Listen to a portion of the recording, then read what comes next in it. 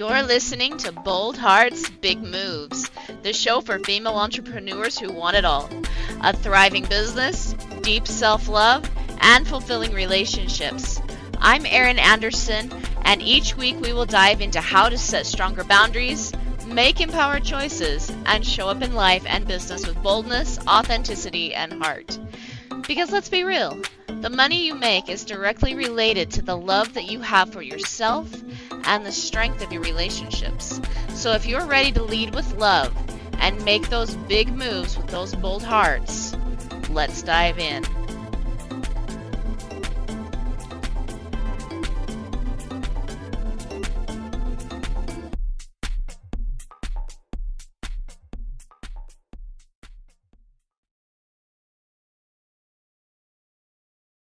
Hey everyone, welcome back to another episode of Bold Hearts, Big Moves. Guys, I gotta tell you, I really enjoy the guests that I get to speak to on this podcast because we have some of the most real, authentic, amazing conversations. And every single time before we do a podcast or before I record the podcast with my guest, there's always a conversation in the background. And Adam Shutty and I think I have your name right, Adam, right? Did I say that correctly? I'll give you one more shot at it. It's Adam Oh Shooty no. actually, but I know it's all good. Is it That's Adam always Shooty? it is Adam Shooty, yes. Oh, okay. All right. See, I'm good. I do have some phonetical skills here. I do know how to read, but there's nothing That there that throws says people that off. this is, It's yeah. either it could go either way. It's like a tip off at the beginning of a basketball game. There's a lot of tension when it gets said the first time. I just feel like Shuddy does not. I feel like that guy maybe, was the one that end up, being an air conditioning salesman. You know, I I get you, but well, Shooty, you're kind of, aiming and taking aim. yeah, We're gonna exactly. go with that. But to my listeners, you guys, I've enjoyed this conversation that we've had pre the recording of this podcast because we were just talking about authenticity in business and the need for authenticity and being real and not being afraid of what's really going on and telling people the truth. Right before we were gonna report, right before we were recording this podcast, and I think we even had a different topic, but the conversation is becoming so natural that I'm like, oh, we gotta stop. We gotta hit record because Adam is really, really good when it comes to understanding business and how business and life are really attached. And when we're authentic in one area or inauthentic in one area, it does affect the other areas of our life and our businesses and things like that. So, welcome, Adam Shooty. Thanks, Aaron. All good. You're welcome. So, tell us a little bit about you first and foremost. What got you into business? What is it like? What is your business too? Well, thanks. I feel like what I want to do for people or with people is have a what I call a longevity conversation. Mm-hmm. And that's very open ended. And I would refine that down into saying it's really what are you doing today? How are the actions that you're taking today going to affect you tomorrow, 5 years from now, maybe towards the rest of your life, towards the end of your life, or maybe even impacting future generations? Right. And so to then be even more specific with that, I don't come from generational wealth, but I come from generational traditions. Um, my grandfather he didn't play professional football, but he was very successful as a football player at Susquehanna University. Went on to be a teacher. My father was very athletic, but also he became an engineer, and then eventually got into financial planning. um, I started off in athletics, played lacrosse in college, became very passionate about martial arts while I was in school in college. And I kind of build a philosophy around the family and about, wanting to see my impact not only in my children, but in my children's children, because I feel like there's a disconnect that's occurring in our society Yeah. as we're losing contact with, a lot of, we're a country full of immigrants. None of us are from here, right? Hmm. Yeah, Uh, yeah, well, the yeah. Unless if you're a Native American. Yeah, Well, unless you're even Native then, American, yeah, sure. even then, they Even then, actually yeah. they found roots tied to the Middle East actually with the Native Americans. But Oh wow. So there you go. Yeah, I mean it's so look, without it's not a political thing. You could make it that, but it's not a political thing. Ultimately it's we're coming into a world where there are kind of two different groups of people, the haves and the have-nots. And I don't believe that the American dream is dead. I agree. I believe that anybody can be part of the group with the haves. And if we were all smart enough and applied certain principles, we actually could there could be less of the gap or not as many people that are have nots, but they would need to apply very specific principles. And they'd be the same principles that are being applied by the wealthy. Yeah, yeah. And, this is true.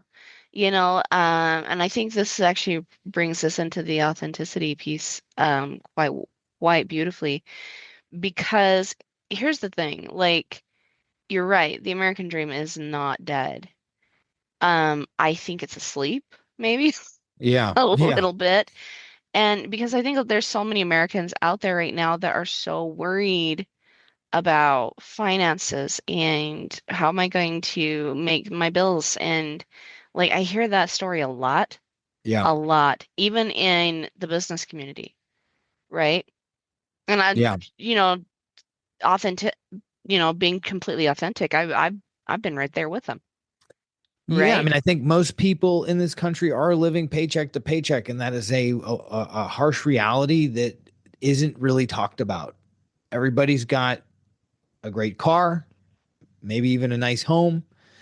You can get everything delivered to your doorstep in a way that is inconceivable, compared to 20 years ago.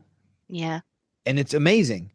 You know, at the same time, um, it's all kind of like it's out of whack, like the cart before the horse, you know. And so that's kind of the mentality that's the conversation I want to have with people is like, can we, you know, use a little bit of coaching, use a little bit of communication to say, all right, where could we not tighten the belt, not live on a budget, not compromise lifestyle, but really just take a hard look at the way things are being handled from a financial perspective? And can we route something towards strategies? Can we route finances towards something that is going to give us more leverage, more ability, more power in the future? right. Yeah. And I think that when again, this is where I come at this from a philosophical perspective. I'm not, I grew up in a household where my father was in finance, but I don't think of myself as like a finance guy. Um, I just see the business of finance is to make money for the people that are in finance. And so I really want to sit on the same side of the table as my clients. I don't consider myself a financial planner. I have a very specific strategy that I put into place. I call it Invest in Forever, the Everest Longevity Invest in Forever method, if you will. But that's my brand on things that have been around for 150 years.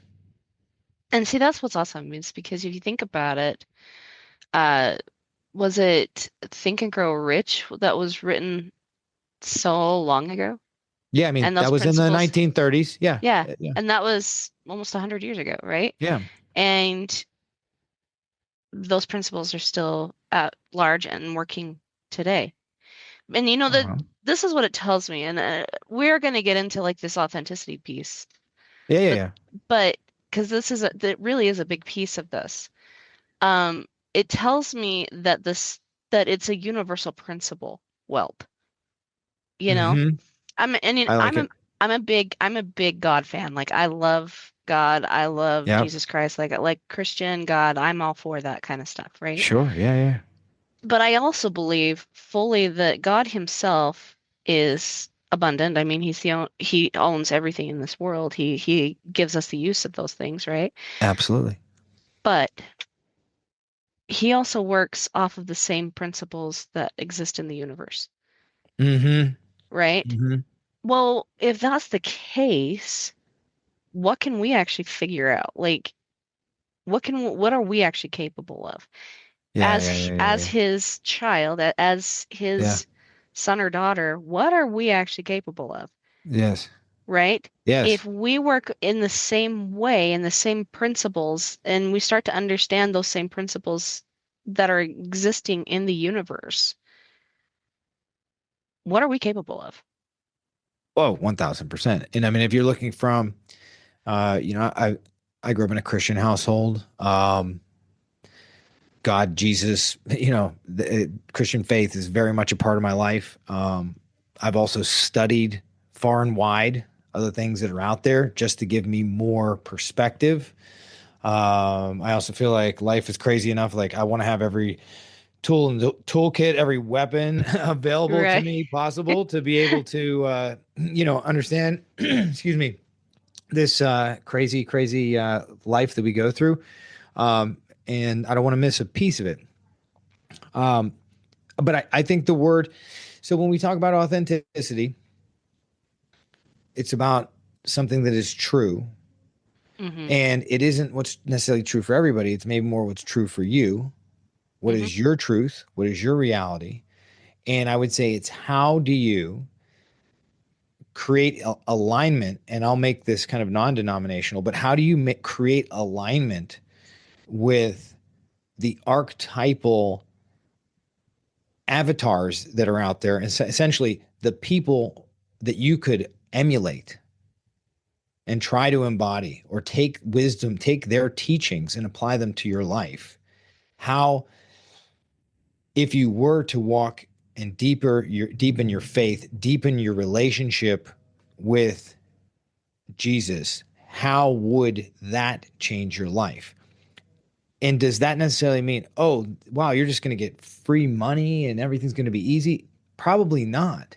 As a matter of fact, we were talking about the being kind of authentic within the framework of an entrepreneur. Yeah. Just a minute I ago don't we were. think entrepreneurship is possible without some deep spiritual understanding of the way life works on some level. And you don't have it doesn't have to be a Christian or God or anything like that. But you have to understand that the actions that you take directly impact your ability to do business, to make money, Yeah, to your bottom line. absolutely. Yeah, absolutely. Absolutely. And they do. Like whatever we do or choose not to do, because that was kind of what some of the conversation was before we hopped on, it does. It affects our businesses, it affects the people that we're working with, it affects our colleagues and collaborators, but it also affects people that we don't know. You know what I mean? Like our impact is so much greater than what we personally even realize. And this is, I think, part of the reason why I think authenticity is so important and especially in business, is because I don't know anybody out there that's doing a legitimate business that's legal and honorable and everything like that, that Mm-hmm. doesn't have something on their mind about making an impact, Interesting. Yeah. right? Right? Well, I would assume so. They kind of go hand in hand, and I come from that, the perspective of I have been so lucky in my life to have been born where I was born, to the parents that I had, into the community that I grew up in, into the educational system that I benefited from, to be able to have a conversation about this is what you should or should not do from a health or a wealth perspective. Um, that what else can I do other than take it as a responsibility? I Right. I look at it like this. I am going to operate my finances the the way that I describe. I drink my own Kool-Aid, right? I'm going to operate my finances in the exact same way that I described or would expect other people to. And I don't care if you make $150,000 a year or if you have $150 million in an estate that you're trying to manage, Mm-hmm. because it's going to be uh, you have people problems, and you have the Mm-hmm. problems with, you know, ethics, right and wrong, what feels right to you. A lot of people fall into lack and greed and kind of wanting to hold on to everything, and you see some of the people that they have a major breakthrough and they kind of let go of trying to control everything, especially if they were somebody that, came into money or, um, were lucky enough to be, born into wealth or something like that, Yeah. that scenario. You know, you need to be able to free yourself up to be able to make it your life, because the money isn't you. It's really the decisions you make and what you do with it, and it can either not have an impact or have an impact. Yeah. Yeah. You're getting in some really juicy stuff because a couple of things I talk to my clients about, right, is number one, let's talk about boundaries. Mm, Because there's some things here that I think people misdefine, right? We misdefine perfection. We misdefine boundaries. We mm, have definitions for words that actually are not the correct definition, but yet we live that definition, right? And so boundaries, for example, like a lot of people will look at that and be like, well, that's what you set between you and another person, mm, right? But actually, a true boundary is outer expression of your inner self-love, right? And now here's the mm-hmm, reason I say this. It does actually tie in very well with what we're thinking here, okay? Because mm-hmm, one of the other thing I learned is that our money has the exact same language as our self-love story. It is the same language. Like if you sit there and say, I feel so free. Well, freedom is mm-hmm, also in money. Or I mm-hmm, need to change. mm-hmm, Well, change is something. Or worth. I feel like I'm worth something, mm, mm, mm-hmm. right? Or how many times have we said, like, I feel like they just discounted what I had to say? Yes, Discount, interesting. Yeah, right? The yeah. way that we talk about ourselves reflects in our money story almost exactly down to the minute. And so Yeah. when you're sitting here talking about like, well, okay, so what does authenticity look like in your money story? Mm-hmm. Like if Mm-hmm. you like what does a true abundant you look like? Well, this is what I'm talking about when it comes down to authenticity, Mm-hmm. right? And how we choose to show up in life, how we choose to be. What we choose to actually be is what we choose to do. And what happens with other people, that's a result of the boundaries that we set with ourselves. Boundaries are never meant to be set with another person, to be honest with you. Boundaries are 100% what you choose to be, how you choose to Yeah. show up. It's the framework that you set for yourself that you don't act outside of regardless of what someone else does. And what I'm hearing from you, and this is where our work overlaps, and that is that those things are not, they may feel fixed and rigid, or they may feel like they're really like, oh, I don't know if I could do that, or if I don't know if I could say that, or that doesn't feel comfortable to me. Well, again, self-imposed limitation, self-imposed boundary, Yeah. but they're plastic and they can be very much moved. Yes. You're right. And where my work has led me more recently, and why we're probably having this conversation now and not 6 months ago or a year ago, is that I'm in a place where I'm saying oh my gosh, these limitations, these boundaries, these concepts of who I am are actually so plastic.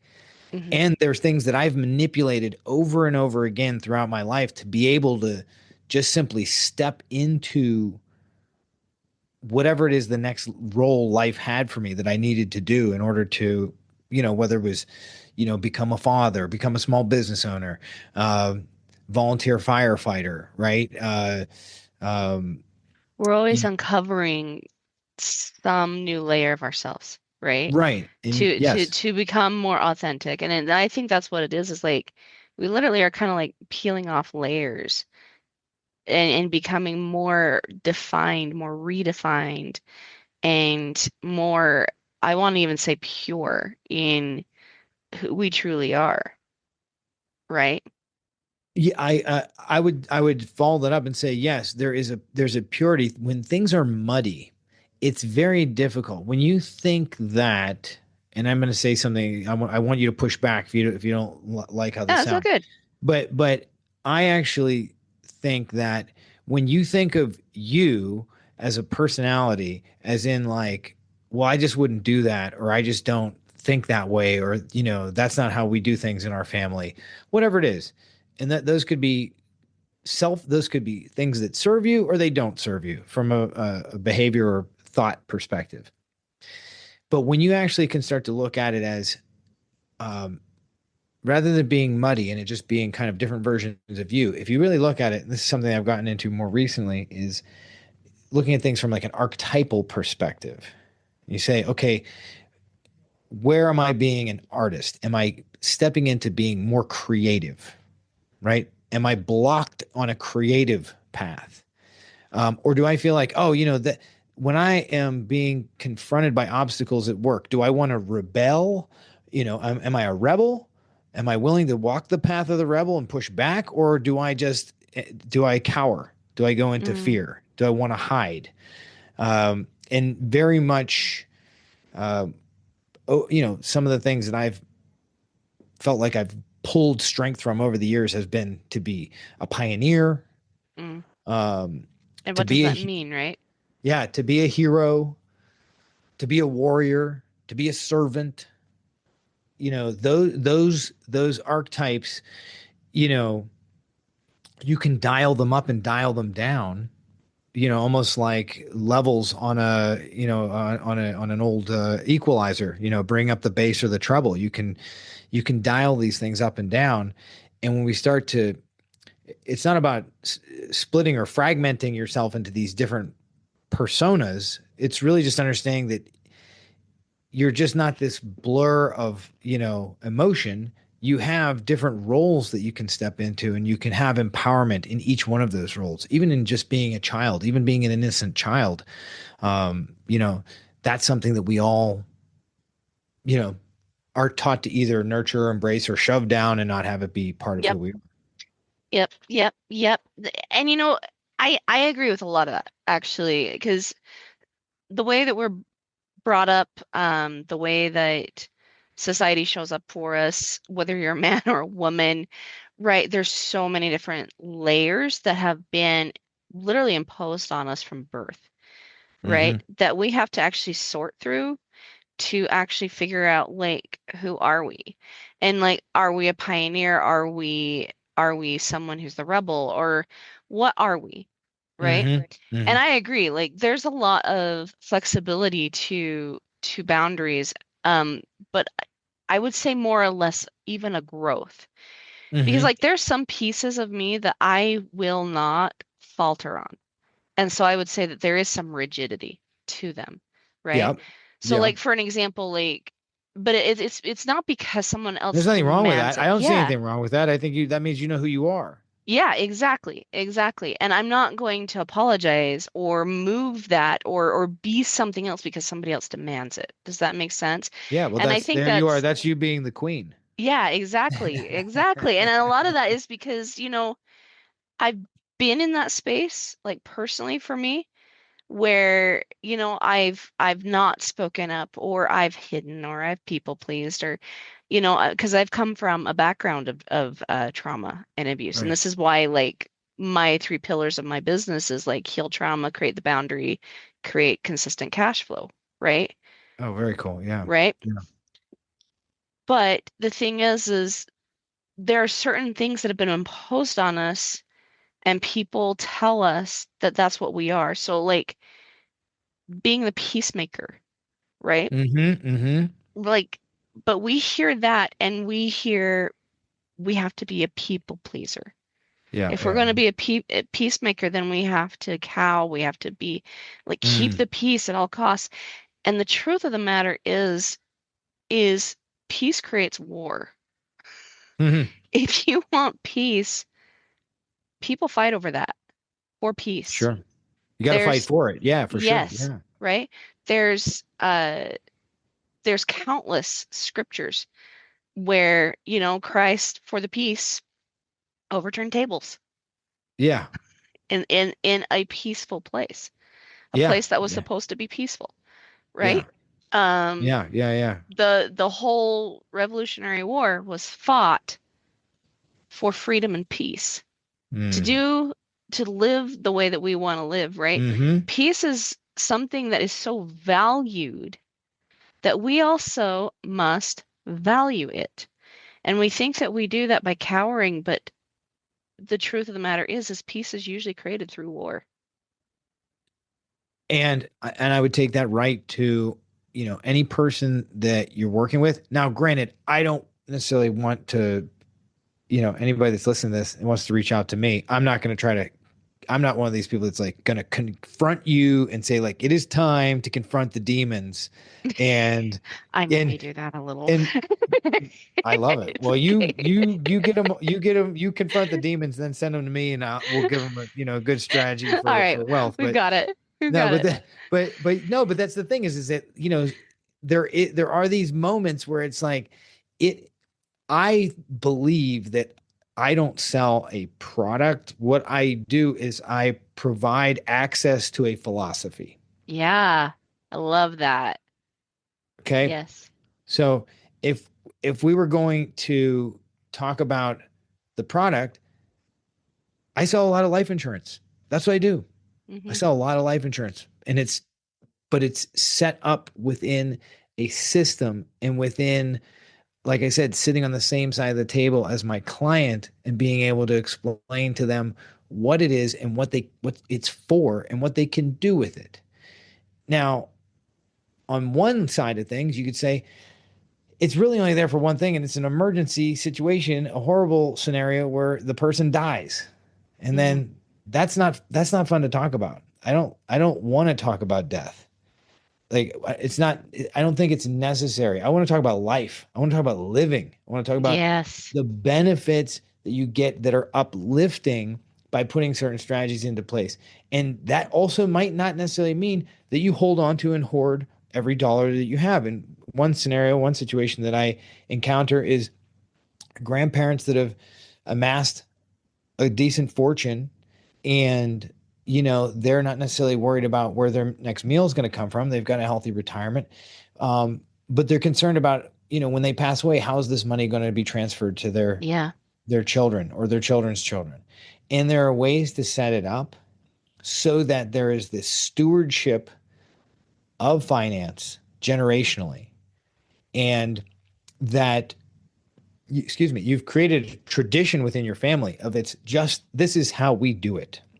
Hmm. This is how it's done in our family. And when that's explained from parent to child or grandparent to grandchild, and everybody's kind of all on the same page, it creates an expectation from that kid From from a young yeah. age that you're going to, if you want access to the benefits of this family, you're going to behave a certain way. And now, yeah, You have that to could, be a certain thing. what's that? You have to be a certain person. You have to, in the scenario that I'm describing, you simply just need to be responsible and you need to be a contributing member of society. We're not setting this up so that people can degenerate with a silver spoon in their mouth and be a trust fund kid. That's not, that's absolutely not what this is. Right. Right. And it's not a get rich quick scheme. It is something that is very vanilla, And if put into place at a young age, the benefits are multifold. And if it's put into place in middle age, well, it's going to give you benefits right away, and it's going to give you benefits later in life and in retirement. Now, is this something that you're going to necessarily put it like, you know, a grandparent is not going to buy life insurance for themselves. It's cost prohibitive. Hmm. But they could put something, they could start this process with a child in their family. And when that child goes through their entire life and gets to be a grandparent, they would have millions of dollars potentially Hmm. because of what was set up by their grandparent. Hmm. And it's then becomes it becomes a safety net. It becomes a fallback. It becomes something that gives you confidence that you can do other things with your life. You don't have to necessarily just punch the clock and work at the local potato chip factory. And guess what? If that's all you can do and that's what you're cut out to do, then you can do that. But you also might be able to say, what if I wanted to be an artist? What if I wanted to open, a small business in my town? What if I wanted to live my passion and try something else out? And you have that opportunity. So I'm I kind of want to make sure that I'm clear because like I totally agree with what you're saying there, like how there are certain things that are set up for us, but I'm hearing you kind of say more or less that you know the way that we set up ourselves financially, it brings us the freedom to be able to explore who we are. Yes? 1,000%. Yeah. Okay. I Yeah. just No. I wanted to make sure I caught that, Yeah. you know. And no. And thank you for kind of putting a button on that, because ultimately what it is it's not about, you either do it for yourself or you do it for someone else or you help it become a tradition within your family. It's been a tradition within my family. I watched over the course of the past 3, 4 generations. Now, I didn't watch my great grandparents do this, but I bear witness to it. My great grandparents moved to this country, made some level of wealth for themselves Sacrifice and by and sacrifice commitment. for by the sweat of their brow, basically. But they were able to buy some property, and when there's property that's been in my family, uh, my great grandparents, I grew up in the house that my great grandparents lived in. Mm, And I use that almost as a metaphor for the way that I view finance. What they put into place left something for me, left something for my grandparents, my parents, and me to be able to take advantage of. Now, my mother still lives in that house. And right now, we're actually talking about, how are we going to make sure we set it up so that this property is available for the next generation? that's awesome. I Yeah. like that. I like that because, we have something similar here. Um, my husband's, gosh, fifth, sixth great grandfather moved to the little town that I live in and actually settled it. And Oh, wow. his house still stands. It was built, I think, in 1874. Mm-hmm. I Mm-hmm. want to say one of the first houses here in this little town. And we still revere that home. Like Yeah. it probably needs a little bit of updating, like not gonna lie. But Well, yeah. but it is cool, to see like your ancestry and Yes. like and think about like how those people showed up because that is a very, very strong piece of you. Like this is part of the reason why like I completely believe in doing some family history search. You're gonna find things in there that maybe Hmm. you wish you didn't know. Sure. You know, uh, I'll just say, I'm a Latter-day Saint, and uh, I have a grandfather because back in the early days of the beginning of the Latter-day Saint Church, um, polygamy was put in place, Yep. right? And the reason why, and this is just my perspective of it, to be honest with you, but it kind of makes sense. Um, there was a lot of widows Oh yeah. back then because the Latter-day Saint Church was so persecuted, and a lot of Hmm. men were killed uh, because of those persecutions, and Hmm. left a lot of women and children without any way to support themselves, right? And back Oh, then, I women see. couldn't earn a living really like a man could. They couldn't own property. They couldn't own things, Wow. right? And so, what did the church do? They instituted the law of polygamy, so that way, these women and children had a safe place to fall back on. Yeah. Once women's rights actually came to be, that's when polygamy was dissolved, right? Yeah. But I have a grandfather that decided he didn't want to let go of that. Oh, okay. And, he kind of went, oh, he went nuts. He went really crazy. Uh-huh. Like if anybody talks about like the black sheep of our family tree, that is the guy that we always pinpoint, Oh, gotcha. unfortunately. Fair enough. But Yeah, we all yeah, have yeah, one. like it all happens, right? But the truth of the matter is that is still a part of me, right? He's Mm. still in my lineage. He's still a part of the story that created who I am, Mm-hmm. right? He's a culmination of that. But this is the key to this. Like he's not the only thing. Sure. Sure. But as I got digging into my family history and learning about this man, I learned what forgiveness is. And I also learned why my family struggles with it. Ah, Makes sense? yeah, yeah, But yeah. the other thing too is I also learned, like, bringing this back to authenticity and financial principles, Sure. I also learned that forgiveness is one of the most authentic things we can do for Mm. ourselves. It's not something that we do to let somebody else off the hook. Again, like it's another one of those things that's been misdefined, Mm-hmm. right? Yep. Forgiveness is for the giving, making it so that way you don't have to keep carrying this wound around, this thing, Wow, right? yeah. And how often do we need to apply that to our finances, right? This law of forgiveness, because there are so many times as like people get like this idea. Mary Morrissey talks about this actually, where she was talking about how she went to this seminar with this guru back in like the 1970s, and I can't remember the guy's name, but he got up on stage and he opened up like his wallet and he fans out like all of this money, right? All of Mm. these $100 bills, and he looks at it and he's like, I love money. And he starts kissing the money. Right? I just love money. And Mary Morrissey, she's back there and she's like, is this guy even real? Like, is he spiritual?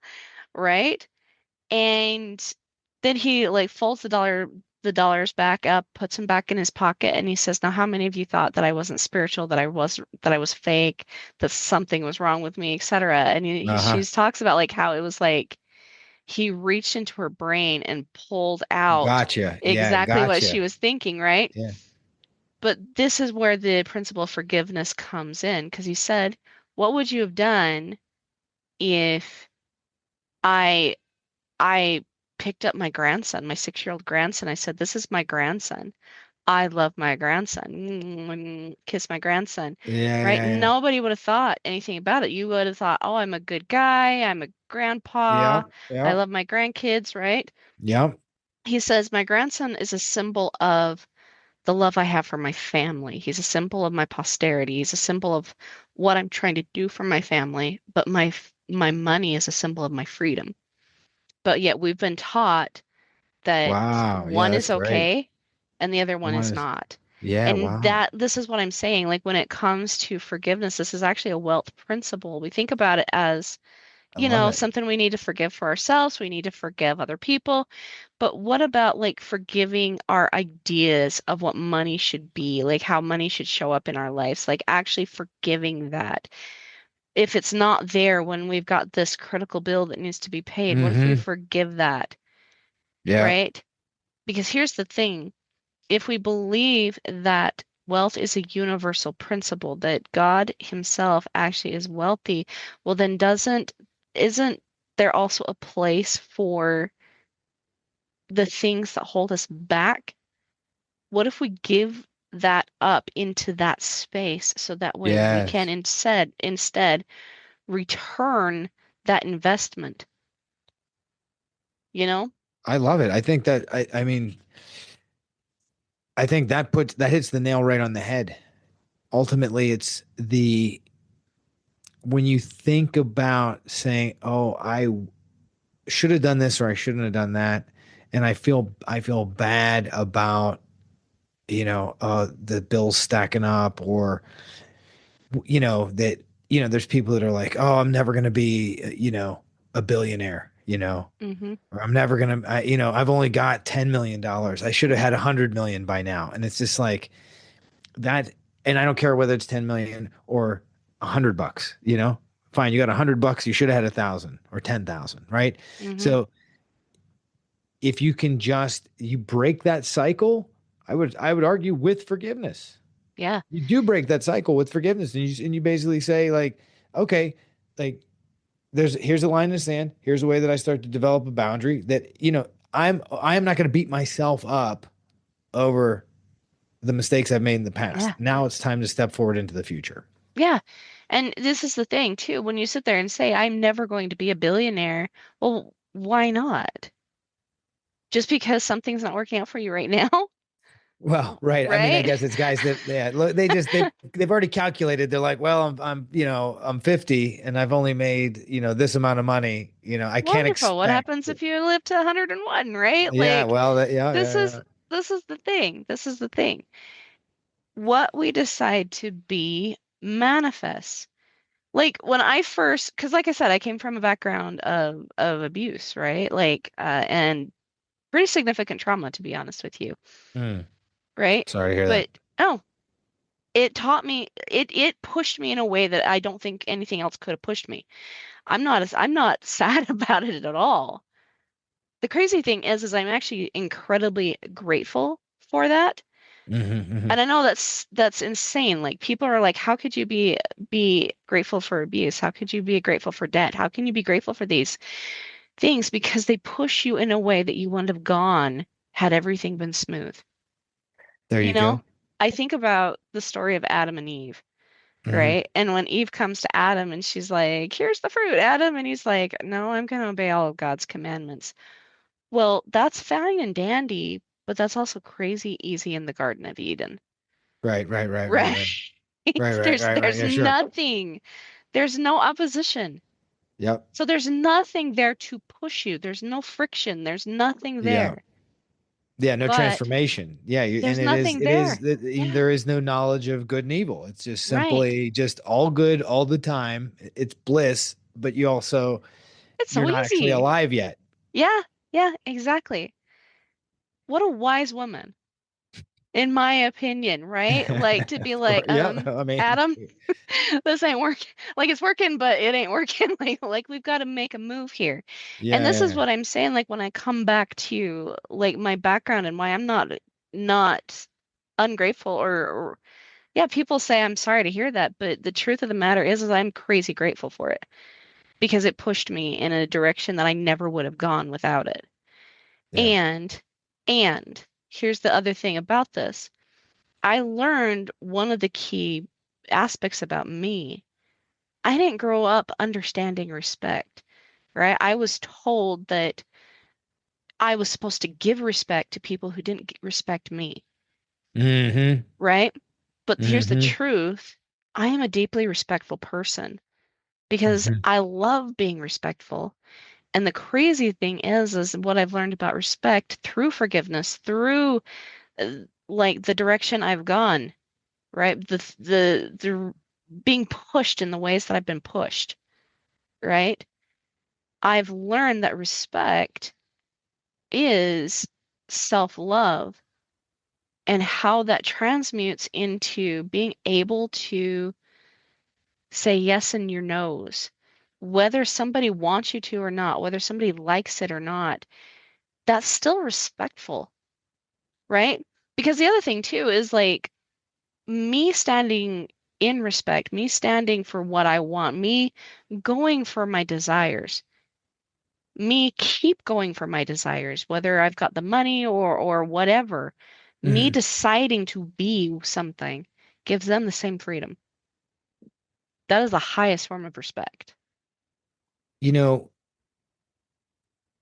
you're never going to find these things out about yourself if you're not willing to take the plunge. Yeah. You know, I think that's really what it comes down to. And you're going to learn a lot by being willing to open up the hood and look at what's going on with the engine. Yeah. You keep driving and there's steam coming out. Well, you probably can get another 25 miles, but then you're going to be stuck on the side of the road. But if you're willing to take a look under the engine, you're willing to do a little preventive maintenance, you're willing to say, well, maybe I could upgrade some things here, before it gets to be a problem. To use a mechanical metaphor for this, but yeah, it's like Oh, yeah. if you're not willing to, um, yeah, it's I'm thinking of the book Zen and the Art of Motorcycle Maintenance, but it's like literally like if you're not willing to tighten the chain's going to pop off, Yep. and you have to preemptively look at the chain and tighten the chain and oil the chain, or it's going to come off at the worst possible time when it's raining and you're stuck in mud, Yeah. and now And you're really stuck. and I think, coming back full circle, this is what the inauthenticity looks like, right? When Mm. people are inauthentic, they are afraid of their weaknesses. They're afraid of the things that they think they are, right? But here's the thing, like if you decide to be something, if you're going to decide to be authentic and be an authentic business owner to earn money in an authentic way, Mm-hmm. which is actually the key to earning consistent income, that Mm-hmm. means you've got to pop open that hood. You've got to Yeah. look at what's underneath the hood. You can't sit there and say you've got everything together all the time because you Yeah. don't. I can't tell you Yeah. how many times, last, like this last week, I didn't even post anything on my podcast, Yeah. right? And Yeah. it's not because I don't care about my podcast, but it's simply because I'm human. Right now, I'm operating as a one person business owner, right? Like Yeah. I don't have Yeah. any employees. Yeah. Yeah. And the thing is, we have to be honest with ourselves, Mm-hmm. what the actual intention is, what's really going on in the background. And then we get to say, is that working for me? What is that really costing me? Right? And am I willing to be something else? Oh my gosh, yes. That's really that is the crux of the whole thing. Like you get it. That's exactly, my origin story. Um and I just to give you an anecdote, I um was really into playing lacrosse. I went to college and I was playing lacrosse and it just did not make sense in college. The workload was too high. It just wasn't what it was when I was in high school. I mean, if you can imagine being, a star of the baseball team or star of the football team, and I wasn't the star, but I was a player. I was out there doing it, and then to go to a school where you're kind of like out in a cow pasture, and you're just doing it because you're supposed to be doing it because like you love it. There's no fans. There's no positive reinforcement on it, and it's just like it instantly just became not something that I could do anymore. But it's like, well, what do I fill that with? Where is that gap, Yeah. that can be filled? And I think that, again, we're not necessarily, we may be served up these opportunities at different points in time in life where it's like, okay, there's a change, or you've outgrown something. And God help us if we really try to push that down and ignore that because it's going to really like bubble up doubly hard whenever it does come time to shed that. But, and what ended up happening? I ended up getting into like drugs and alcohol, partying. I was in school and I wasn't playing sports anymore. And I thought I was stopping to play sports so that I could focus on my academics. But what I end up doing, I filled it with negative stuff. Yeah. And about a year and a half, 2 years later, um, I walked into a martial arts studio knowing that I needed to do something or I wasn't going to graduate. Walked into this martial arts studio and was just like blown away, blown away by just what I had seen and the way what they were doing. And I was just Mm. like, that's so cool. I want to do that. And I wish I could say it was more complicated than that, but that's really kind of what it is. It's like you see something that you want to do or that you're interested in, and you think, oh, that's really cool. I'd like to do that. You know, whatever it is, make a change, try something new. Give it a You shot. see yourself like, I Yeah. want to do that. And then anything else that comes up after that is garbage, other than you acting on that impulse. To some degree, yes. I think that, there are a lot of things that come up. We wear a lot of hats. I mean, entrepreneurship is just one hat, right? Like we Sure. also have, for me, I'm a wife, I'm a mother, love my kids with all my heart and soul. I also tutor kids in math because I am a firm believer it's not well taught. Oh, fine. Okay. Yes. Right? Right. And Sure. so I've got little kids that come over to my home and do like tutoring and finally are starting to understand like why and how math works, right? So I wear a lot of hats, but the deal is I think it's falling into the things that you love, right? When we fall into hopelessness in a sense, because that's kind of what drugs, alcohol addiction, etc. are, Yeah. Yeah. Yeah. or inactivity even, Mm-hmm. right? I've been guilty of that one. Um, when we fall into those things, it's a lack of clarity that we're dealing with. It's we're not able to see, Oh, yeah, 1,000%. I right? guess what I'm saying is that when it maybe is, it's not as crystal clear as walking into a martial arts school and being like, oh my God, that's awesome. I want to do that. Right. Hmm. But I could have talked myself out of it. Yeah, I'm glad you didn't. Right. I could have come up with like, well, at least I know it's there. I don't know if I'm ready. I gotta first like, people say they need to get in shape before they get in shape. It's whatever. I could have made it up an excuse. But I didn't because it just clicked for me. And maybe what it took was and actually it was multiple things prior to that. I had actually spent that summer working in a salmon cannery in Alaska. And in order to go on that trip, I had to go to my parents as a 20-year-old and I had to say, "Hey, mom and dad, I'm thinking about going to Alaska to work in a salmon cannery, and that's really all I know about it. I don't even necessarily know if I have a job, but I have some friends that are going to do it. Can I go?" And they're like, "That sounds like the worst idea we've ever heard." The answer is no. No, like that sounds really dumb. You're going to need to give us more details. And even then, we're not enthusiastic about it. And again, and I tell this story to try to transfer this to other people. I then had to look inside and say, am I going to listen to what these people have to say, or am I going to make a decision for myself? I'm 20. I'm not 15. You know, Hmm. I had enough money to buy the plane ticket, and I knew that I'd make money once I was there. I would figure it out. And granted, that's not for everybody. And some people do just listen to their folks, and that's fine. But I had gotten to the point, based on my childhood, I was just like, I've listened to these people long enough. I love them, but I You have need to to get out. You have to chart do my own things. course. Yeah. I call this unplugging from the umbilical. And this, I even think a friend of mine said, I don't even think that's my thing. I think a friend of mine said, like, hey, Shooty, like, whether you go or not, you're eventually going to have to unplug from the umbilical. And it was like, oh, wow. So I can either do this now or I can do it some other time in the future. And because I did it, I went, did the thing in Alaska, worked in the cannery. It was crazy. We worked on a fishing boat.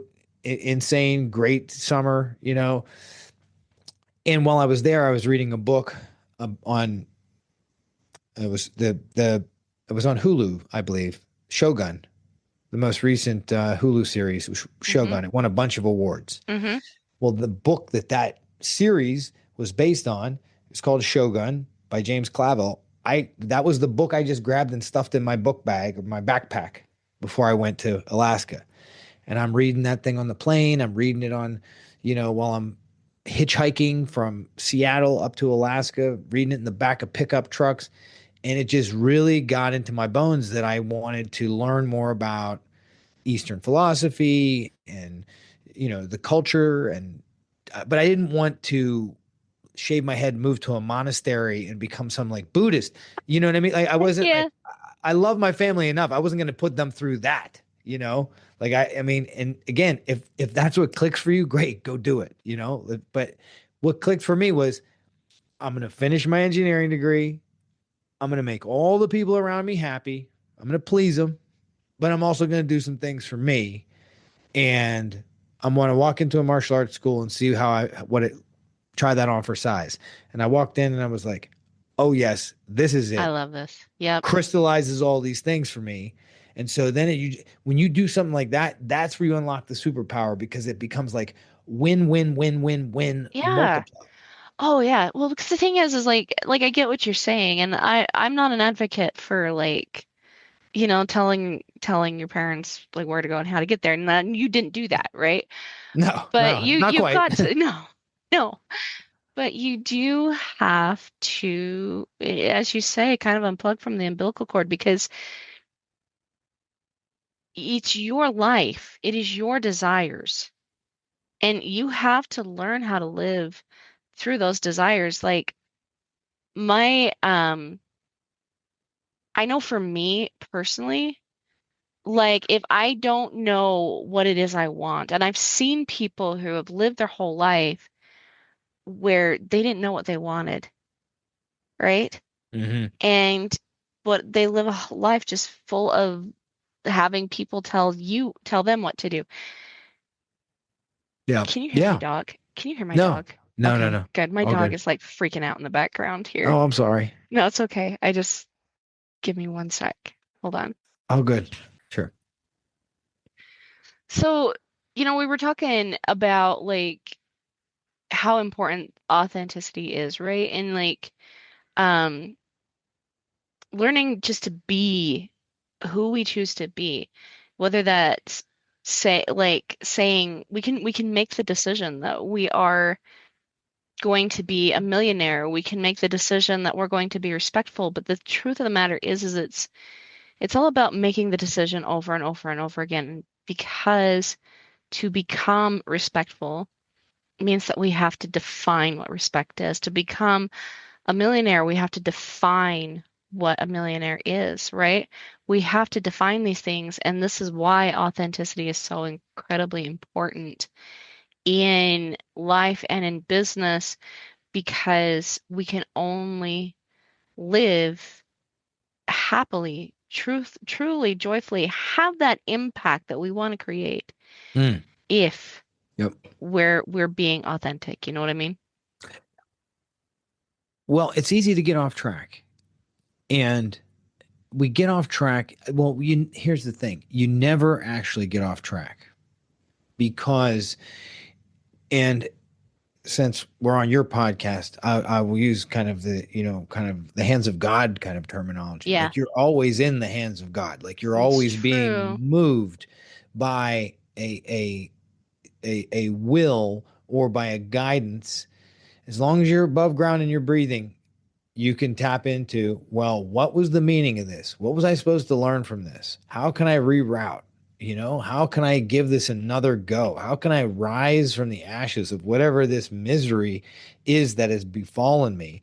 Take the lesson and make it into, you may not be able to make it into a win, but it's only a loss if you give up. It's only a loss if you're done, Yeah, right? And that's the crazy game is that I will get myself into challenging circumstances. I will You'll do that. overpromise. I will Yeah. overpromise. I will put expectations on myself of like, yeah, well, why can't I still be a billionaire? I don't see myself being a billionaire because I personally don't think I need $1 billion to actually be Right. happy.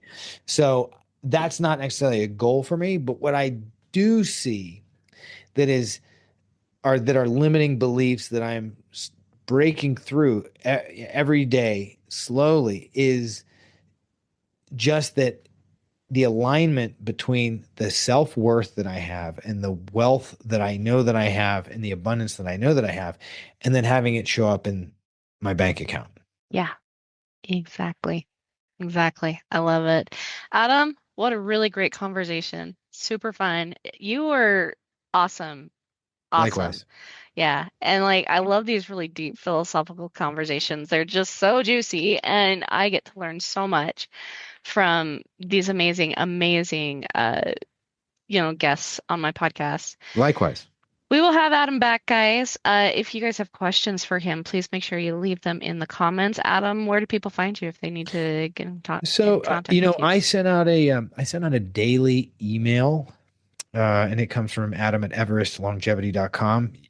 There's my email address. If you want to reach out to me, you can reach out to me directly. Happy to field questions or simply just add you to the mailing list. The other thing is you could go to the website. You can jump on the mailing list there.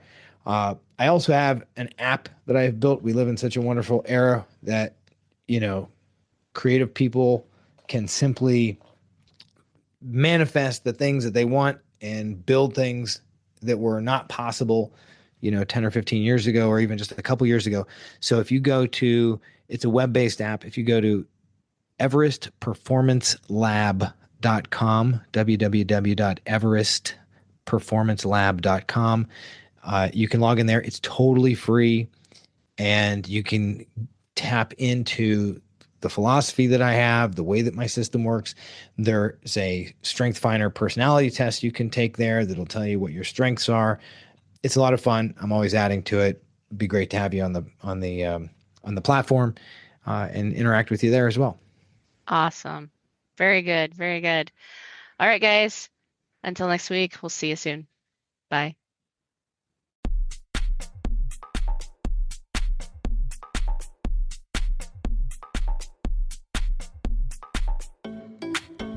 All right, Boundary Boss babes. I'm super excited that you tuned in with me today. Make sure you tune in again next week as we chat about more Boundary Boss babe topics. We're going to get into so many other things about how to set boundaries with your business, how to set boundaries with your relationships, so you can truly have the time, the money, and the flexibility that you are seeking. So tune in next week. Make sure you subscribe to this podcast. Let your other boss babe friends know about it. And also, if you've got any questions, make sure you submit them into the podcast by clicking on the send us a text message at the bottom of the podcast description. I look forward to seeing you guys next week. See you later, boss babes.